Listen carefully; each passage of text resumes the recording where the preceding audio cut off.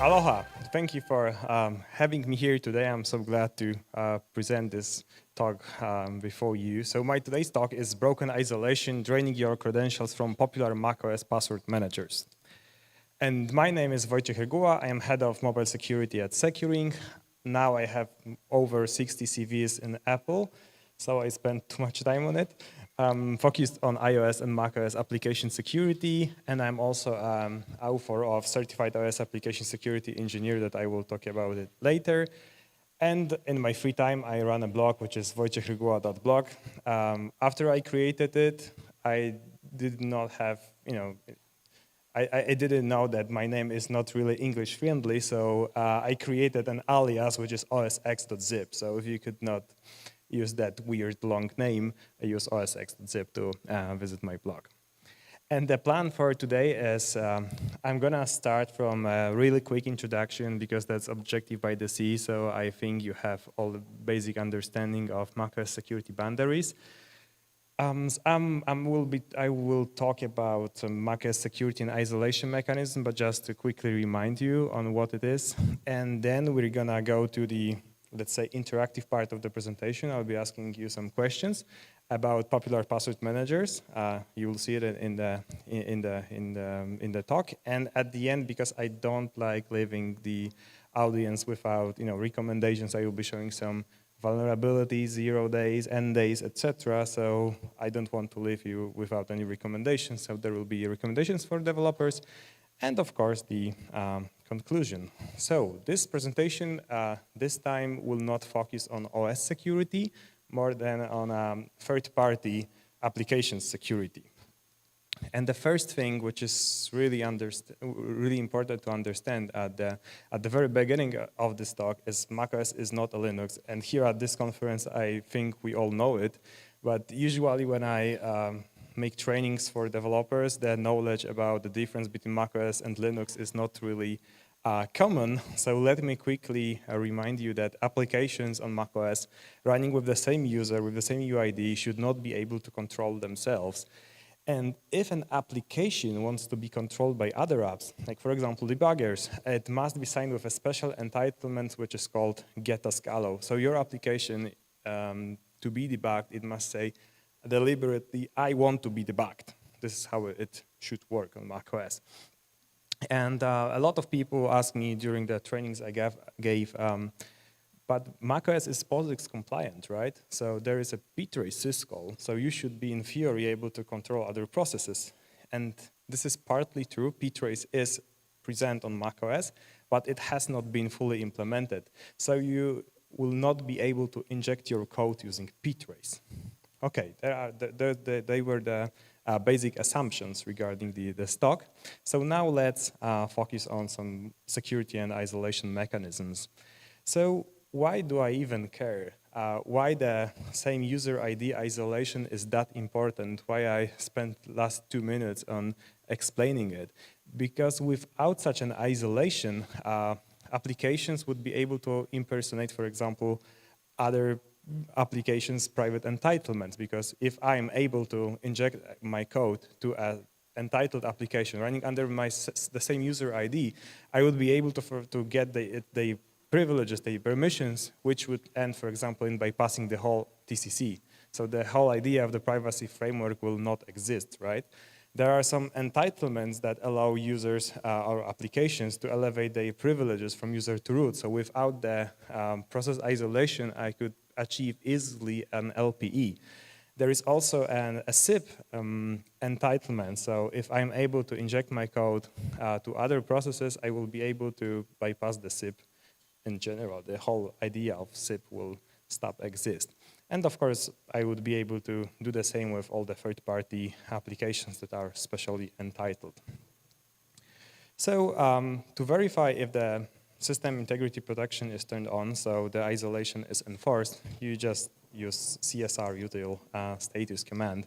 And this is a funny thing because I don't know if you have the same experience as I have, but I saw it too many times on Stack Overflow, wherever a person asks a question, okay, something does not work on my Mac, something is blocked, or I cannot do something on my Mac, and the most voted answer is, yeah, disable SIP.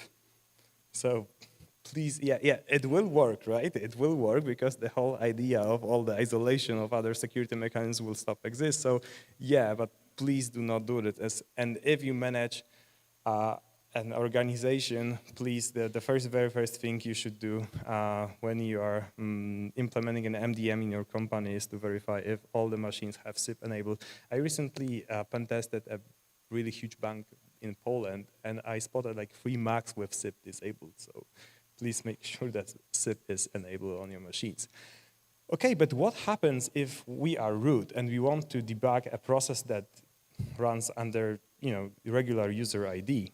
So here we have an LLDB, which is of course the Apple's official debugger. We have the root account, and whenever we want to, let's say, debug an log daemon, you should see that, okay, the attachment has been failed. And if you open console log, you will see that there is a Mac trap called task for pit, which in the end will fail with a machine with SIP enabled.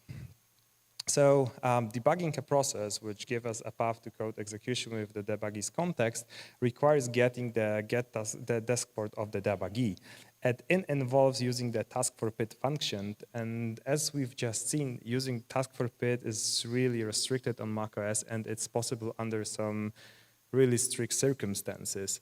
And the whole requests made from task for pit are controlled by taskgate daemon and MFI, which stands for Apple Mobile File Integrity Daemon.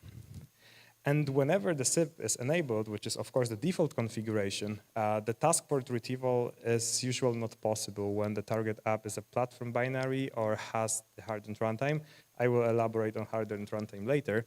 But if the debuggee holds the public get task allow entitlement, the injection is possible even by the same user, so no root is required. And this is the situation when our application says, I want to be debugged. So this is when you develop an application in Xcode and you're in the debug mode, right? If you switch the mode to release mode, the get task allow entitlement should be stripped from your binary. And if the debuggee doesn't have the hardened runtime and was signed without the public get task allow entitlement, the injection will be possible, but now with root permissions.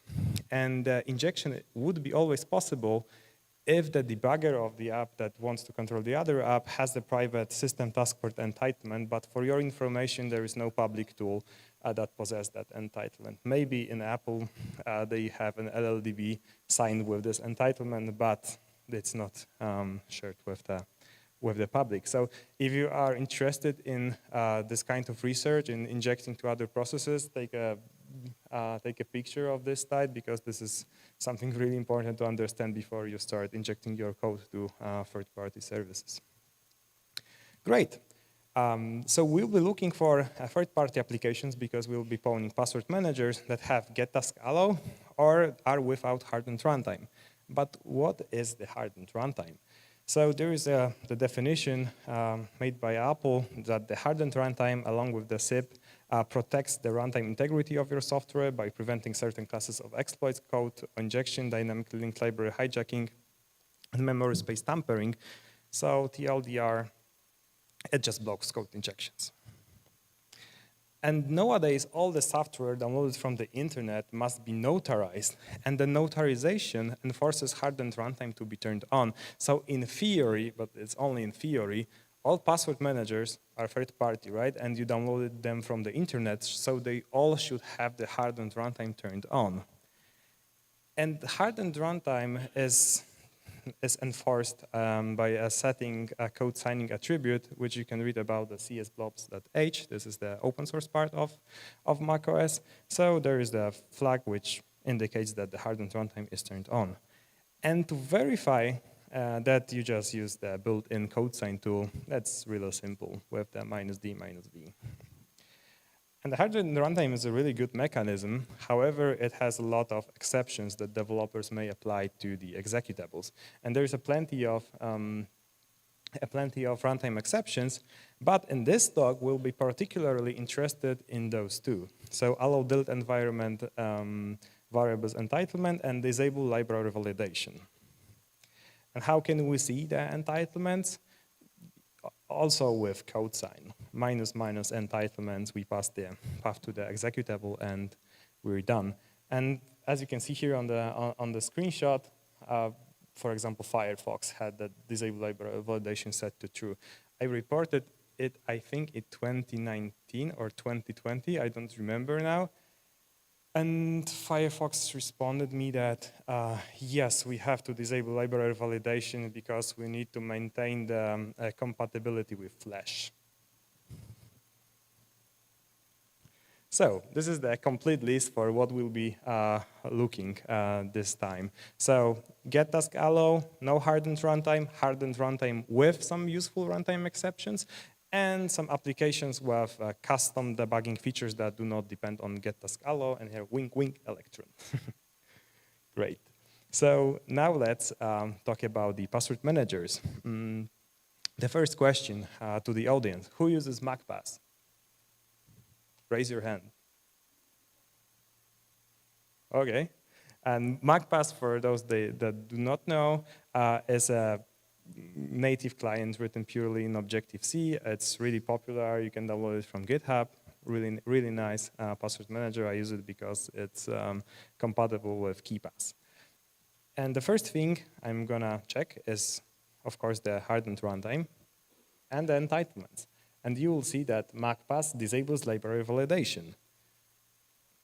So maybe we can just perform a dilib proxy attack to just modify one of its libraries and execute our own code within the MacPass's process context, right? But unfortunately, there's a new feature introduced, I think, 2 years ago, which is called app protection, which will make sure that an application after its first launch will be protected by the operating system. So only on the application side with the same dev ID or by Apple would be able to modify the apps directory. And it makes sense, right? Because you want, for example, an updater to be able to update the application. So unfortunately, this attack will not work in here, on modern macOS version at least. But why MacPass has the disable library validation entitlement at all? Like, what's the reason of doing it? Because it allows loading plugins. So you probably want to, for example, have a Touch ID auto unlock. So you want to inject your own plugin, which technically is a dynamic library. So it will be signed with a different developer ID, right? And those plugins are stored in library application support MacPass, so they are not protected. This directory is not protected by the definition, right? This is the directory where other apps may, copy, upload other they stuff. So it will not be protected. And we can abuse this behavior to load our dynamic library and get access to all your entries, right? So let me show you the demo. So we take the bundle ID of MacPass. I don't know if I can. Oh, I can. That's interesting. I've never tried it. Thank you very much. Okay, so now let's change one of the MacPass's preference, the load incompatible plugin to true.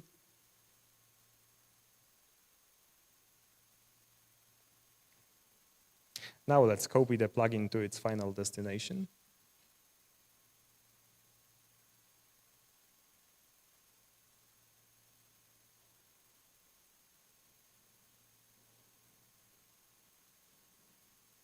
And the last step is opening LastPass. MacPass. Now the user unlocks the vault. And we have the master password and passwords dumped. Let's confirm it. So all the entries.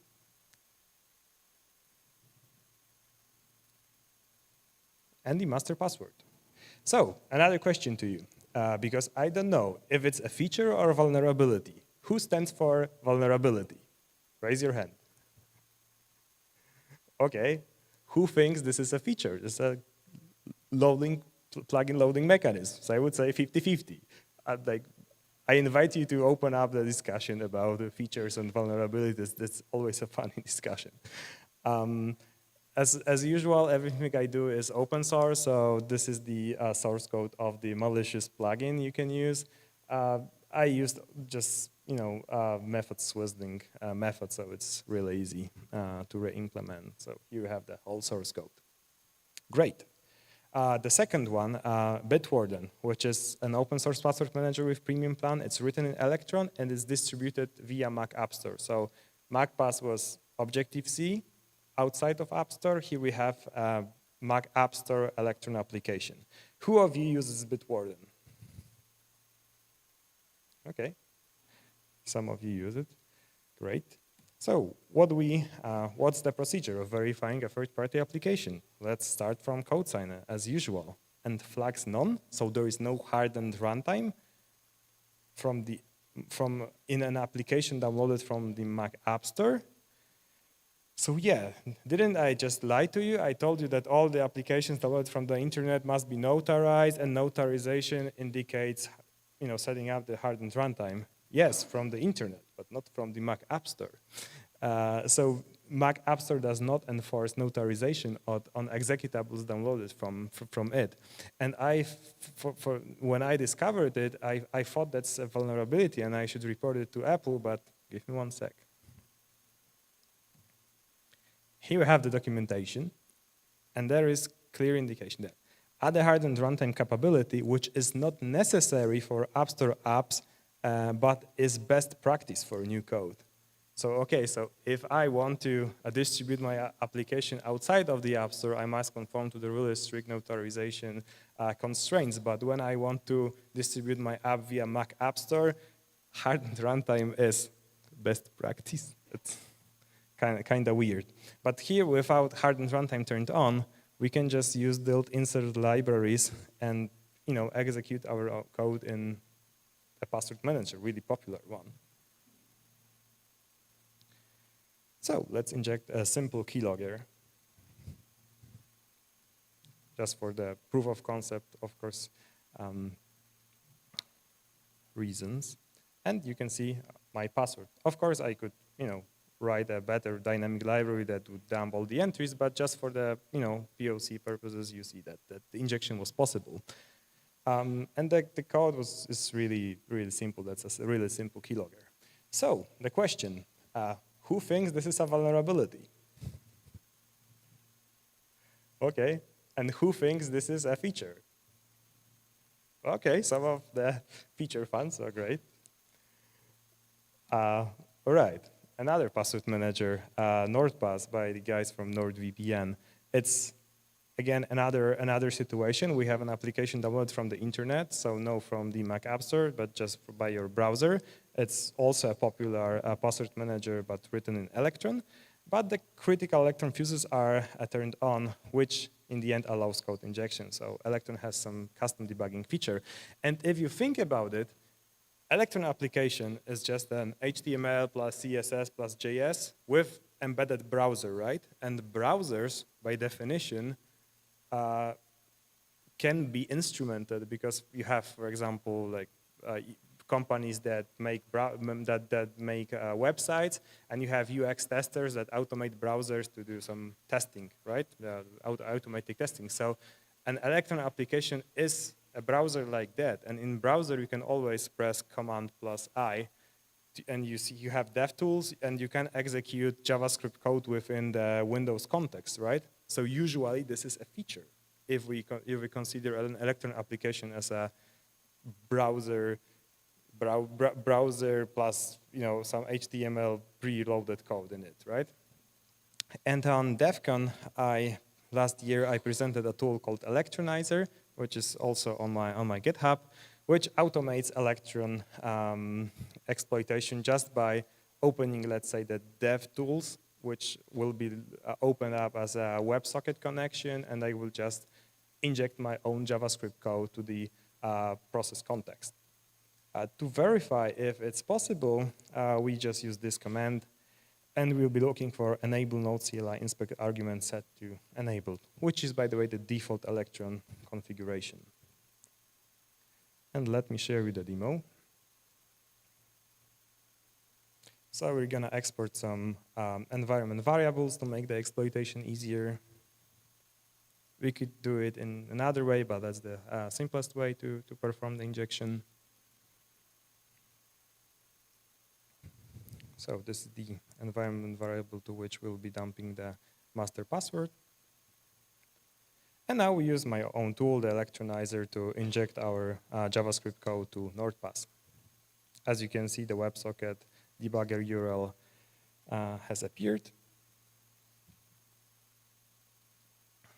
Now the victim provides its password. The vault has been decrypted. And now you can see that the exploitation succeeded. So we were able to inject our code to an application without using task for PIT, right? To technically a browser. So who thinks this is a vulnerability? And who thinks this is a feature? Still a feature. So you have now all the presented things you believe they are features. Yeah. The code is really simple again, like a few lines of JavaScript code. Great. Let's now focus on KeePassXC. Who uses KeePassXC? Okay.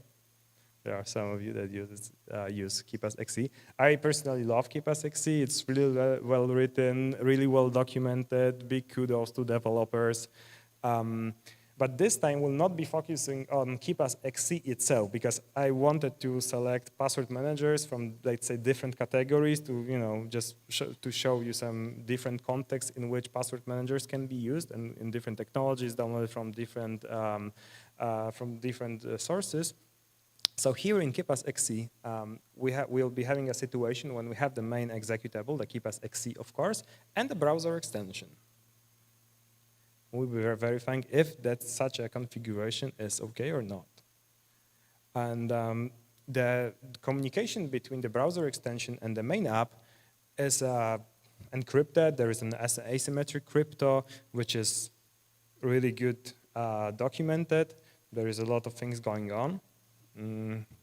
But the biggest problem is that we know that browsers on macOS are not really well isolated. They are not sandboxed. They have some custom debugging features like we saw in Electron case.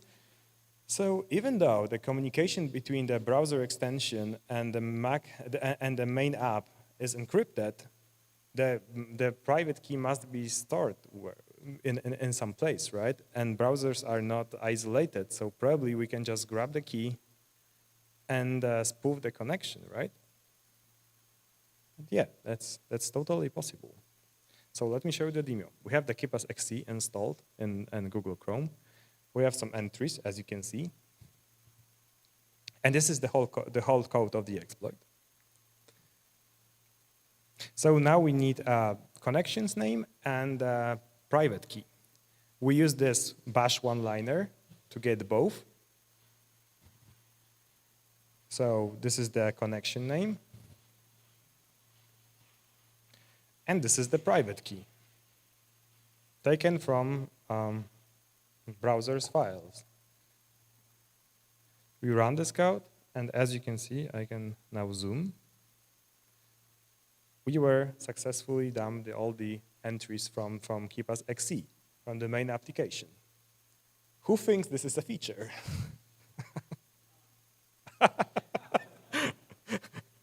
Who thinks this is a vulnerability? Okay. But they cannot fix that. This is on the browser. This must be performed on browser side, right? Because the KeePassXC, does the asymmetric crypto. It has hardened runtime, etc., etc. Just spoof the connection, and the private key must be stored somewhere. And the problem lies within the browser, right? That is my personal opinion. This is the whole code of the exploit. Nothing sophisticated, and it's that short because there was a guy who coded a Python library called KeePassXC proxy client. That's good for us. Great. Now the last password manager, ProtonPass. Who uses ProtonPass? Oh, we have a few people on the audience. That's great. And this is also another context. This is browser plugin only password manager. It does not have a standalone macOS application. And the vault is encrypted, which is good. But all the encryption, decryption happens in the browser's JavaScript runtime. But should we even care about it? We have Selenium, right, which is the framework for UX testers that automates browsers. So even though the ProtonPass makes a lot of encryption, decryption in the runtime, we do not even care about it. We just instrument the browser to get all the entries. And this is that easy. Let me show you the demo. We open a Python script without any additional permissions, root, or anything like that. The browser is being opened. The vault is automatically decrypted because this is how ProtonPass works, and we dumped all the entries. And this is it. Who thinks this is a vulnerability? Who thinks this is a feature?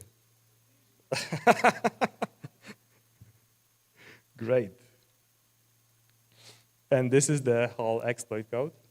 Nothing really sophisticated, again, as you can see. So yeah, this was the last password manager that I prepared today. I wanted to pick, some password managers from different contexts. We had one download from the internet, the Objective-C one. We have a really popular password manager downloaded from Mac App Store. We had a typical Electron application, which was a password manager. We had a password manager with browser extension, and a password manager which was a browser extension only, so different contexts, right? And last thing, recommendations for macOS developers. So please enable hardened runtime, review the exceptions, enable sandboxing, because now TCP protects containers of sandboxed apps, notarize your applications, not only installers, and if you use Electron, disable problematic Electron fuses, and to make sure that your applications are secure, please, of course, pen test your apps. And the last slide, as I told you, I have an iOS application security engineer course, so here you have the discount for OBTS community. So if you want to spend your budget before end of the year, that's a good place to go. And for now, that's it that I prepared for today. Thank you very much.